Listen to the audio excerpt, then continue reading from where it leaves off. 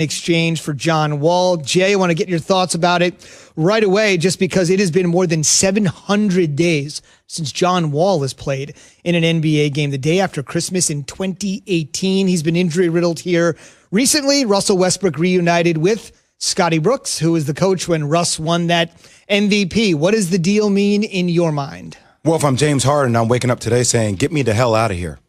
Get me out. I need to go either to Philly. I need to go to Brooklyn. I need to get out of here because this is not what I signed up for. And I don't know if this makes me happy to be here in Houston long term. If I wake up and I'm Bradley Beal on the East Coast in DC, I'm saying, oh, I think we have a chance to be top 5 in the East right now. Getting Brody to come here to DC, getting Davis Bertans to sign a 5-year, $80 million deal. This puts us almost in the upper echelon of the Eastern Conference. So, look, I now look at Houston and I say, John Wall, I hope he comes back and has an incredible year. Hasn't played since 2018, okay? He's injury prone coming off that injury. You have DeMarcus Cousins, injury prone coming off an injury. Now, that's an interesting team. If I'm Houston, if I'm Raphael Stone, the GM, how much longer can you hold on to James Harden without him publicly becoming a disgruntled employee?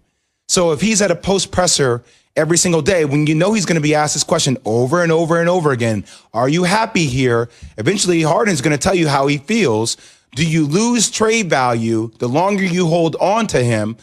Or now are you starting to look at the Brooklyn situation and say, hey, Karis LeVert, Spencer Dinwiddie, Jared Allen, some future first-round picks. Maybe that is enough for a guy like James Harden, because I feel like James Harden has given his heart and soul to Houston.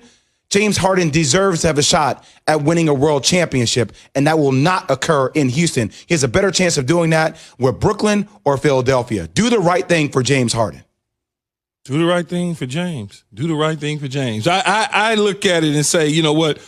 This is kind of like for Westbrook going east and Wall going to Houston, they kind of just swapped contracts and players of that style to me. I mean, you get a healthy guy versus a guy that you really don't know a whole lot about unless they've had some private workouts of some sort on video where they've had an opportunity to see him bounce and run around where they can say, okay, I think we're getting a 2018 John Wall pre-injury, so we're okay with that. Boogie Cousins, on the other hand, we know what that, not only from an injury standpoint, but also from an in-shape standpoint, what that's going to look like. In terms of James Harden, and I've always said this, and I will continue to say it until I die, professional athletes, the moment that they tell organizations that they don't want to be there, the organization will try the best to move them.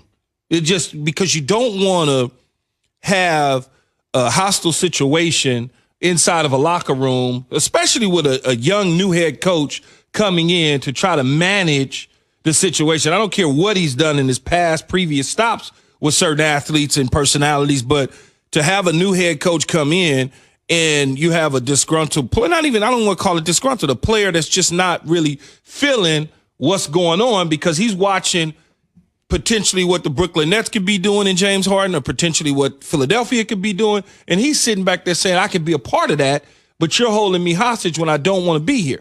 I think Raphael Stone will get around to figuring out how to move James Harden. You got to go one piece at a time. It's too much to try to, just to digest when you have to deal with Westbrook, which was probably the easier deal to get done, and you got Harden, both of them on the same table, and you trying to navigate through that. That's a lot. So you want to get one off the table. Now we could turn our attentions to James Harden and potentially a Philadelphia deal or potentially a Brooklyn Nets deal. You revisit that now and see where it goes.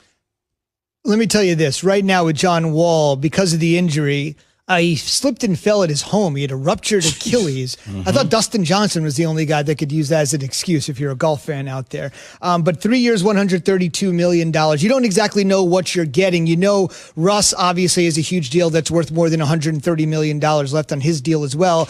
But we know what we've gotten from Russell Westbrook. At this point, 3 years, 132. We don't know what we're going to get from Wall. Go ahead. I was just going to say, I just know somebody else who slipped and fell and then was out of work for 2 days. You almost got cussed out, man. What? He just, you slipped and fell at the house. You rolled your ankle. You're out for 2 days. That's all I'm saying. DJ slipped and fell at Augusta. Key slipped and fell in Brooklyn. And John Wall did so in and around the district. Because you're trying to sell a narrative to the people that's listening and looking as if I'm clumsy and non-athletic. No, you're extremely athletic. And I'm not going to have you doing that Your to dog me. came underneath you and you didn't see him early in the morning. I'm just saying, it happens. It's feasible. That's all. No doubt. We're always having fun. So just quickly to go back, you don't know what you're going to get from Wall, as I mentioned, the 700 days, 3 years, 132. But let me ask you it from this particular standpoint, Jay, from an NBA perspective.